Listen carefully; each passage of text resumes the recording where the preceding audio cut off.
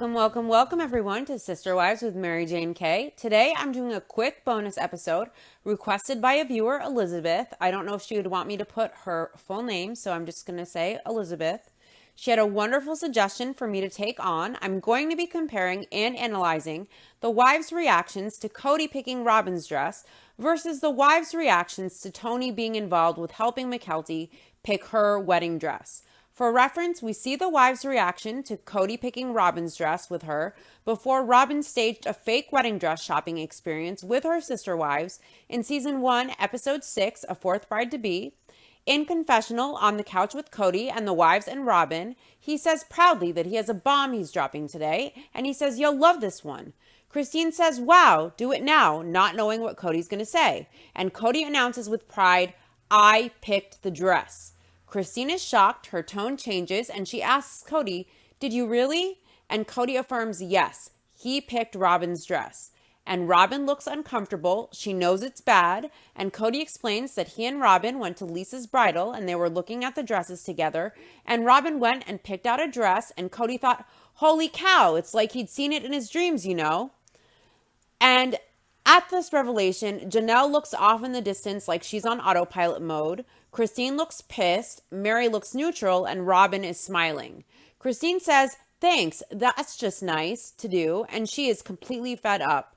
Kody says he thinks it's important. He doesn't think it's fair that he not be involved in it.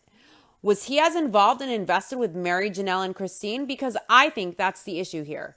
With his other wives, he probably couldn't care less. Then Robyn deceived the wives by pretending to bond with them and take them along to help her find her wedding dress when she and Kody had gone alone previous to this and looked at dresses and picked one. Kody wanted to be there with Robyn. He cared. He was invested in Robyn being pleased and finding the perfect dress. And I think particularly Christine can see it wasn't the same with her and Kody wasn't invested. He didn't give a fuck. With Robyn, he gives all the fucks in the world and it hurts. Kody says it's fair and important for him to be involved with Robyn in the wedding and dress and the whole 9 yards. Christine asks Kody when the groom is ever involved with the wedding dress. Customarily, it's bad luck, and dress shopping is typically done with friends, bridesmaids, mothers, aunts, sisters, etc., but not the groom. And even on the wedding day, it's supposedly bad luck for the groom to see the bride in the dress before the wedding. I think the issue is Kody has had no interest with the other wives. He just didn't care at all what they decided to do, and he wasn't invested. He didn't care to be involved at all. And with Robyn, he really wants to be there. He's fully invested in every part of the process, and it's different to what his other wives got from Kody and experienced. Christine tells Kody, "Like you cared what I wore at all on our wedding?" Christine says, you didn't even care." Christine says, "It's not cool." And Mary asks, "It's kind of a slap in the face?" And Christine says, "Yes, it's not cool, Kody." Janelle says she wasn't really emotionally involved with any of the dresses, but she even admits it's just weird that Kody picked the dress. Christine is upset and she asks to be done, please. And she gets up, she takes her mic off, she needs a minute. Kody tells Christine she doesn't have to do this way, as if Christine needing a moment is absurd. Christine tells Kody she just needs a couple of minutes, please. And Mary tells Kody to just let Christine take some time if she needs it. That's okay. Later, everyone sits back down to continue filming the confessional scene. And Janelle says, for her, she felt betrayed because Robyn was very quiet about what dress she picked, what her dress looked like. And it was this thing of choosing a dress with Robyn that the wives had all done together. And all of a sudden, Kody said it wasn't really a for real, authentic experience. Janelle says it took her back, obviously. But it was funny because of how excited Kody was to announce that he's the one that picked the dress. Kody is so insensitive, and Robyn as well. They are equally as manipulative and toxic. Kody was so proud to announce he picked his soulmate's dress, knowing he had no interest with the other wives' wedding planning at all, and he didn't give a fuck. His ego wanted to boast about having the experience of picking Robyn's dress, so he outed it thinking he'll look like a superstar fiancé when it hurt his other wives who got different treatment with their weddings. Kody only thought of himself, his ego, and Robyn. He never considered the pain he would cause. He knew it was a bomb to drop, and he announced it proudly with no compassion or sensitivity to his wives. Robyn also faked a dress shopping experience, which is a classic tradition, in order to have a classic bonding moment with Kody's wives and to make them feel special to her when it was a deceit and betrayal, and she had gone with Kody to pick the actual dress beforehand. So both ways, it's a betrayal from Robyn and Kody, and Robyn used the dress shopping experience to try and manipulate the wives into feeling like their opinions were valued and they mattered to her, and they bonded in helping her pick a dress when it was all a lie, and Kody picked the dress, and Kody could care less with his other wives about what dress they picked or about their wedding or about the wedding planning for them. Christine tells Kody it wasn't funny the way he announced the news, and she told Kody he looked like an idiot. Kody always looks like an idiot and an asshole, in my opinion, but this was very insensitive as usual. Robyn chimes in that it wasn't funny to her either. It was something she had asked Kody to not share with anybody and to keep their private secret from the wives and all. Robyn wanted to protect both experiences of wedding dress shopping with the wives and shopping with Kody, so she didn't feel it was necessary for Meri, Janelle, or Christine to know the truth that Kody picked the dress. It's because Robyn knew Kody never was involved or cared about picking the dresses with his other wives, and she knew Meri, Christine, and Janelle perceived it as a bonding experience that was important and shared with Robyn.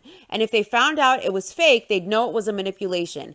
And Robyn wanted the wives to be manipulated, believing it was real so she could keep her brownie points with them. And now Kody has unraveled that, and the wives can see Robyn is capable of manipulation. Robyn even admits she didn't want them to know. Kody says he is sorry because he got excited about something and it was just stupid. He says this was just one of those times where you just do the wrong thing. Like all the time, 24/7 for Kody would be one of those times he just stupidly does the wrong thing. Christine says she can put this in a nutshell. Every woman is insane and every man is in fact an idiot. Goes on to say that at times a guy can be a different type of idiot, but also what makes their dynamic more insane is that in one moment, Kody can be a different kind of idiot to each of his wives.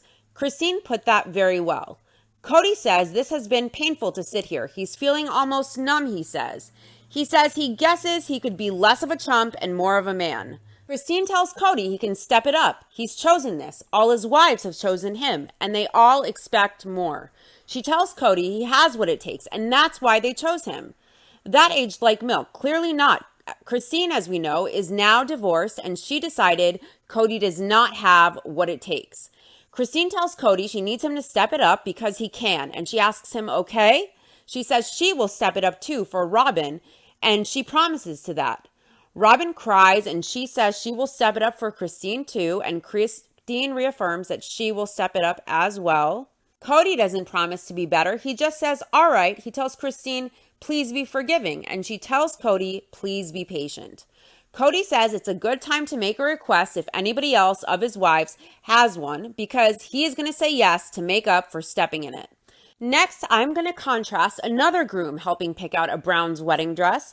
This time the bride is Mykelti, and the Groomzilla helping pick the dress is Tony. The wives weren't too happy the groom was accompanying the bride and her entourage of moms, sisters, and friends to give his input. I'm going to be referencing season 12, episode 2, titled Groomzilla.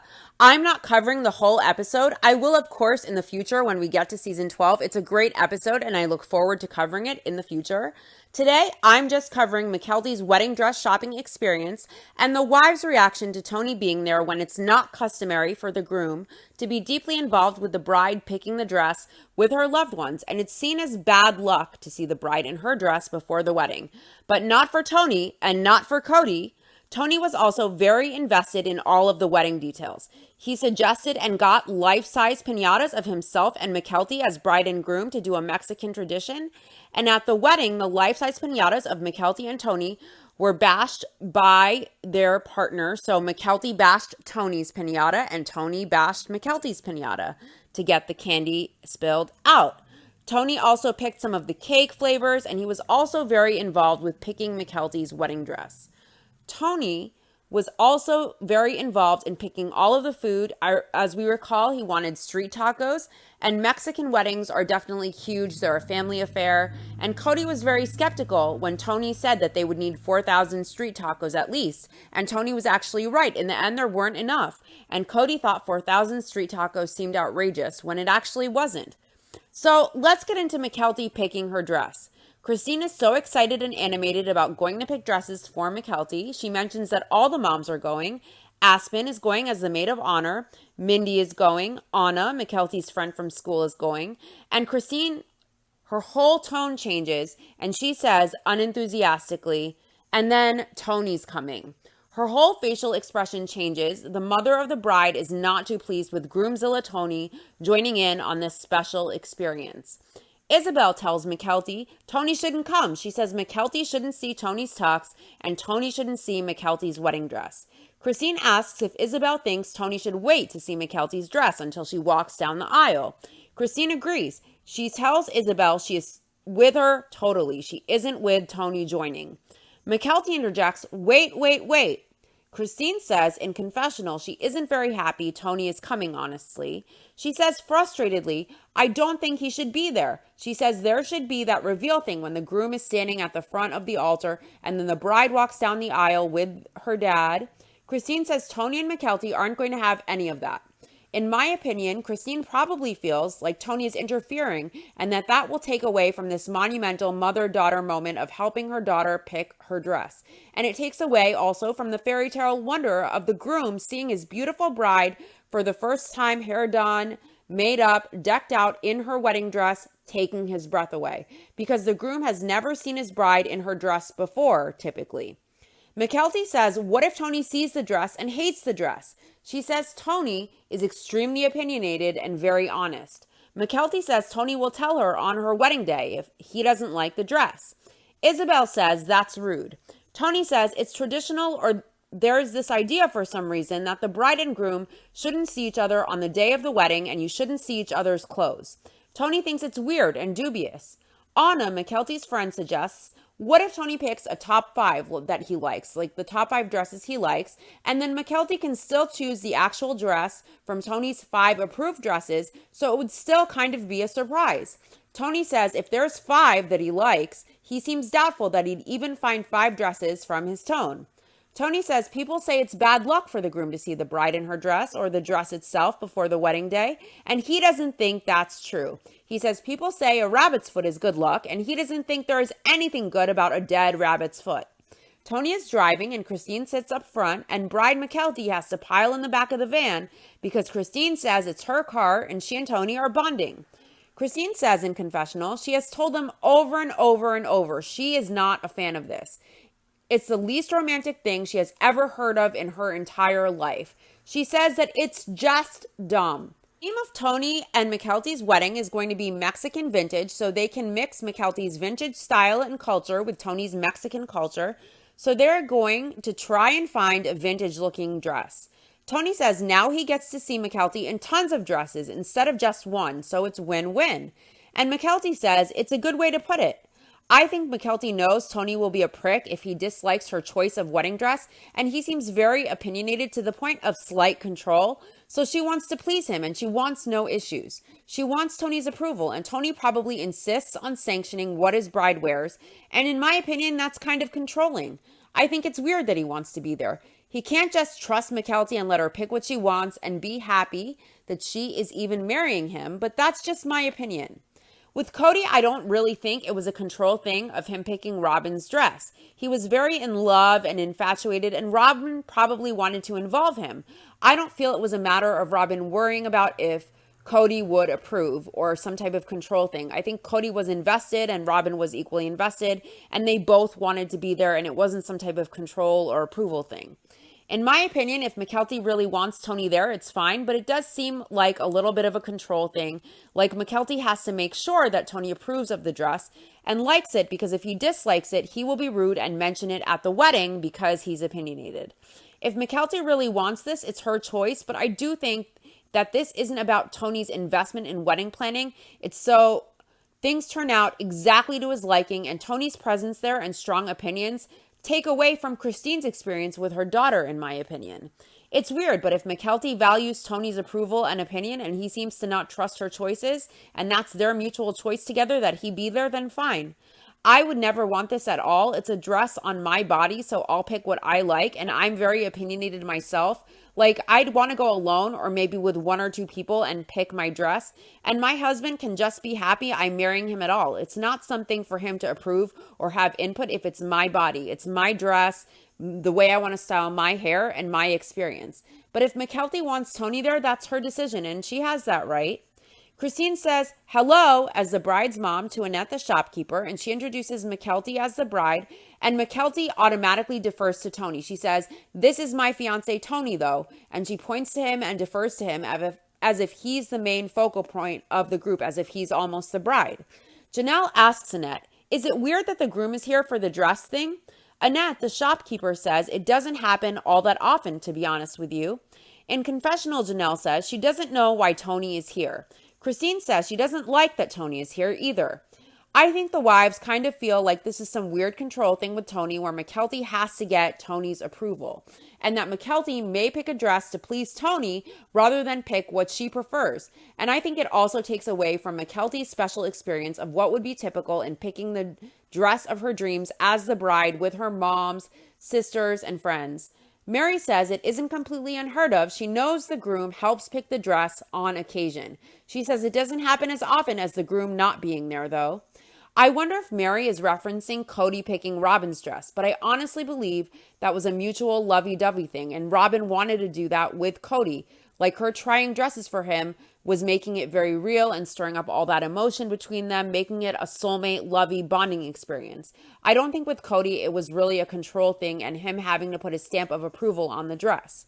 With Tony, it feels more like it's a control thing or him not trusting Mykelti's choices and insisting on approval or input, so it's as he likes. I think if Robyn wanted to marry Kody in a brown paper sack and it was her dream dress, Kody wouldn't say no. Not that Robyn would ever choose that, nor should she. Mykelti says the majority of her moms are very traditional. Tony says he thinks it's fun and interesting to challenge ideas and norms. He thinks it's healthy for everyone to have someone like him. Tony admits that sounds really prideful.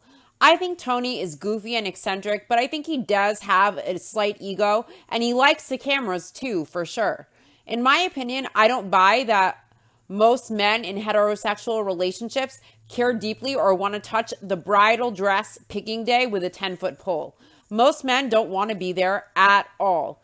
With Kody, he loved Robyn so much, he was all heart eyes. It wasn't about approval or control. With Tony, he can make every excuse, like he's challenging norms, he doesn't believe it's bad luck, whatever. He wants to be a diva. He doesn't trust Mykelti. He wants the ultimate approval, and to make sure it's a dress he wants his bride in. And I know that's just my opinion, and I could be wrong, but that's just how I feel and the impression that I get. And I totally could be wrong. I think Tony likes the limelight a lot as well. Tony says he thinks occasionally it's healthy to have someone that challenges your ideas.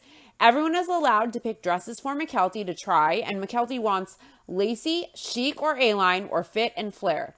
Tony asks what fit and flare means. He doesn't know. Mykelti asks Tony what kind of dress he thinks she would look good in. His answer is, dude, I don't know. So why is he there? He doesn't know bride dress technical terms, he says. All the wives agree a vintage style dress seems like Mykelti. Tony is noping every dress he looks at on the hangers on the rack. One gets a maybe. One, he says, looks like a sandwich, and it's funny, according to Tony, because it's a strapless dress where the cleavage would go, is like indented outward, pushed outward, and it's on a hanger, so it looks odd, but on a human being filling out the dress, it would look normal. Tony obviously knows nothing about this. He just wants to be a diva, and he wants to give his stamp of approval. Christine shows Tony a dress, and she asks Tony if she thinks Mykelti will like it, and he doesn't know if she will like the bling on the dress. Tony says Mykelti doesn't like glittery stuff. Christine agrees that Tony is right. Mykelti doesn't like glittery stuff. Janelle says she is always amazed. She says it's interesting to her because most grooms wouldn't know this much about their bride's style preferences. Janelle admits Tony crazy knows Mykelti. Tony says Mykelti doesn't like glitter because it makes her boobs shine. Then he says he's kidding. He doesn't know if that's why. Christine asks, why is that a problem? Robyn asks, well, why not show off what you've got? And she snaps her fingers sassily. Janelle says Tony doesn't soften his words at all. He's blunt. He just says it as it is. Robyn says Tony brings out her naughty side. Tony says Robyn is the advocate of push-up bras, and she asks, "What did you say?" And Tony says he didn't say anything. Then Robyn runs across the store and goes after Tony and grabs him, saying, "What did you say, Tony?" They have a very odd, playful type of relationship. Tony says she's the advocate of push-up bras everywhere. Tony and Robyn interact very oddly. And I'm sure they're not flirting. I know that's not what it is, but it almost seems like there's some kind of like just teasing each other. I don't want to use the word flirting because I don't want it to be misconstrued, but Tony and Robyn just interact very oddly. Robyn says, of course, she's an advocate of push-up bras, and Christine says the girls should shine. Mykelti asks Tony if he even knows what a push-up bra is, and Tony says it's the bra that pushes up your boobs to make them look more perky or whatever. And he asks, is perky the right word? Annette, the shop lady, says, in the 10 years the store has been open, a groom has helped pick the dress for the bride maybe 10 times in 10 years. But generally, groom involvement doesn't happen. Mykelti says it's good to have a lot of moms involved with the wedding because they all have their own experiences and it's more women to help support her. And Tony shakes his head no, he disagrees. He thinks one mom is great and having 3 more can add complications, added emotions, add a lot of different opinions. I wonder if that's because it obscures Diva Tony from having the loudest, strongest opinion of all on all of the wedding plans. Mykelti comes out in her first dress. It's absolutely gorgeous on Mykelti, and Tony makes it known he picked this dress.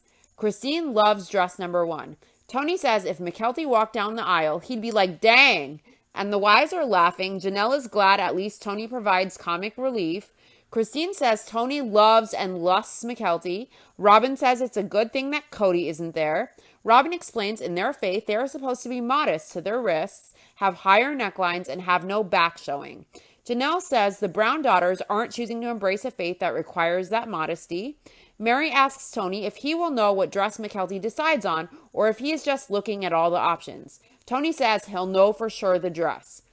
Mary asks what Tony's surprise will be when Mykelti walks down the aisle since he'll know the dress. And Tony says he'll say, man, taking in how good Mykelti looks in her dress.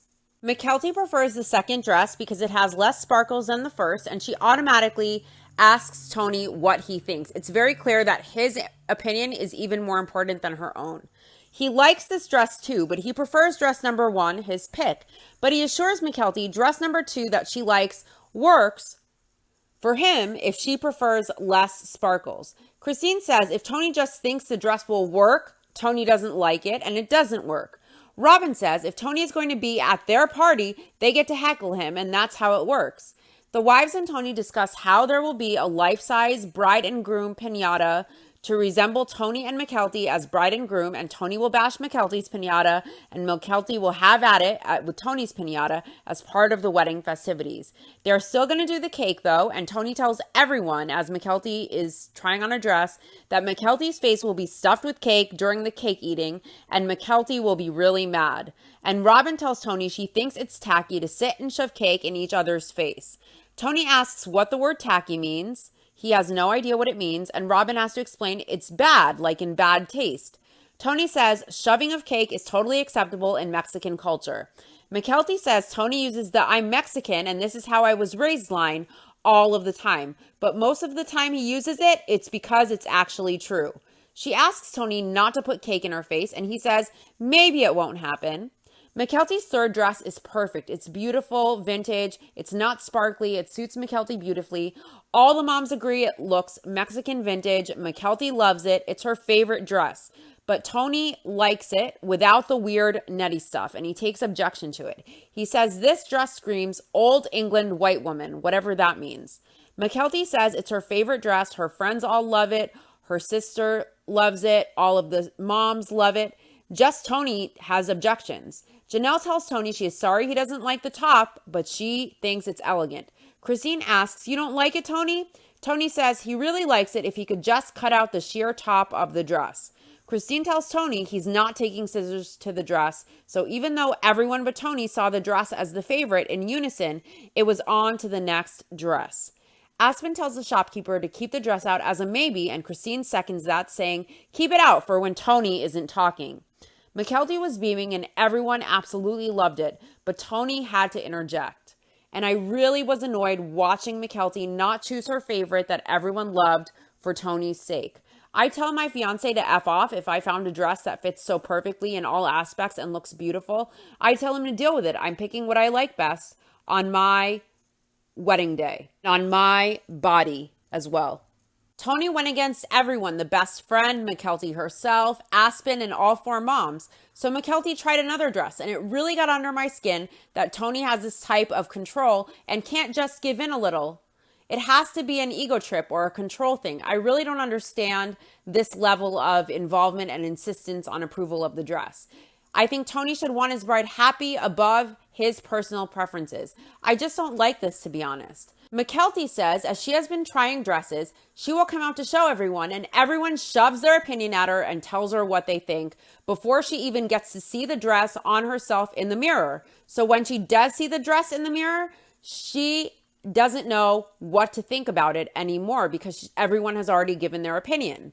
So Mykelti has a plan. She puts on a dress that doesn't suit her, and before anyone says anything, Aspen asks her, what does Mykelti think about this? She says this is her favorite dress, and everyone is like, oh, really? Wondering why she likes the dress at all because it doesn't suit her very much.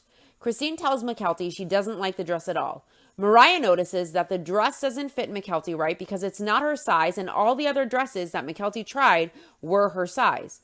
Mykelti admits that dress isn't her favorite. She doesn't like the dress at all. She is just teasing everyone because she is fed up. She's annoyed at everyone shouting their opinions before she can even look at the dress and give her opinion first and then hear everyone else's opinions.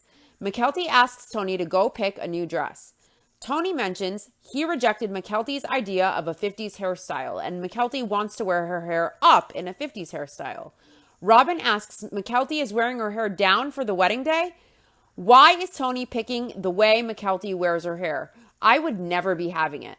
I don't care if the groom picks the men's outfits or his own outfit or helps with the venue choice and the food and the cake, even the invitation. But picking the bride's dress and hairstyle is a bit much. It seems a little bit too controlling, or like Tony wishes he could be the bride himself. He's being a diva. Most men wouldn't go this far to the point where it affects what Mykelti would hope for as the bride herself. Tony tells Robyn Mykelti will be wearing her hair down. Anna asked why Tony rejected the 50s hairstyle Mykelti wants. Robyn asks Tony, you turned it down? Janelle and Robyn think Mykelti would look beautiful with her hair up in the 50s style that she wanted. Robyn says now she and Tony are going to go at it. I feel like Mykelti wants to please Tony even if it means ignoring her own wishes. And I think Tony should just feel grateful Mykelti wants to marry him at all. Tony should allow Mykelti to feel as though however she wants to wear her dress, whatever dress she wants, that he will be pleased with her hair and dress however she likes. Allow her to feel confident in that he will support her regardless of what she chooses, that she will look beautiful. This is too much, and I'm glad Robyn at this point is trying to step in, if I'm going to be honest. And if I was Mykelti or Mykelti's mom or anyone there, I really would just put my foot down with the hairstyle and dress. It's Mykelti's body. It's Mykelti's head of hair. And it's her wedding day as the bride. And she's dreamt about this, I'm sure, since she was a little girl. She should pick how she likes her hair, and she should pick how she likes her dress. She wanted 50s hair, and Tony said, no, it will be down. This is control. Or maybe Tony dreams of being the bride, and he is living his bridal dreams vicariously through Mykelti. Tony says Mykelti went on Pinterest and she showed him 30 hairstyles, and she asked Tony to pick which one he liked. Tony says freaking Robyn during confessional, and he says she wants Mykelti's hair to be like this 50s lady, like English spy kind of thing, and it's weird. I think it's weird that Tony is getting so involved in this. Robyn says when you wear your hair down at a wedding, it's not a good idea. It goes down because you sweat and it doesn't look good. And Tony disagrees. He says it looks amazing.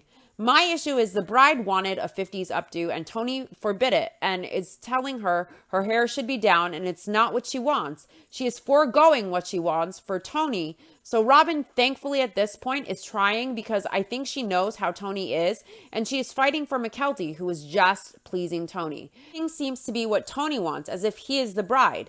Tony insists Mykelti will look good, even if she has her hair down. They've sweated and danced before, and he knows hair down, she will look good. Tony tells Mykelti he thinks her hair looks amazing when she has it all down. She looks great with her hair all the way down. Mykelti tells Tony when she puts her hair up, she thinks it looks really good. It looks better that way. She likes it that way. Mykelti likes her hair up better, and she likes it that way. And she says, especially depending on what style you put it up in. There are a lot of different styles for updos that you can do, and it looks very elegant, and she likes that. Tony tells Mykelti this one's tough. It's not tough. Mykelti should do her hair however she likes as the bride, and Tony should accept that. Robyn tells Tony he's fun to argue with. Robyn says she is comfortable with Tony because she and Tony have had very deep conversations before, and she can see where his heart is, even though he pushes buttons. He has a good heart. He's a good guy who is deep, Robyn says. Finally, Mykelti comes out in a dress she loves, and everyone loves the dress too, and Tony likes the dress. Mykelti immediately defers to Tony, and she asks Tony what he thinks, and she asks Tony if it's his favorite dress. He says yes to the dress, and she says, good, this is the dress, and everyone is excited and celebrates. Tony says the dress is everything they both wanted. Christine says Annette, the shop lady, actually picked this dress for Mykelti before Mykelti ever walked into the store, just based on their phone conversation about Mykelti's preferences. Christine says this is the dress, and Tony loves and adores Mykelti, and he worships her, and she is happy Mykelti is getting married.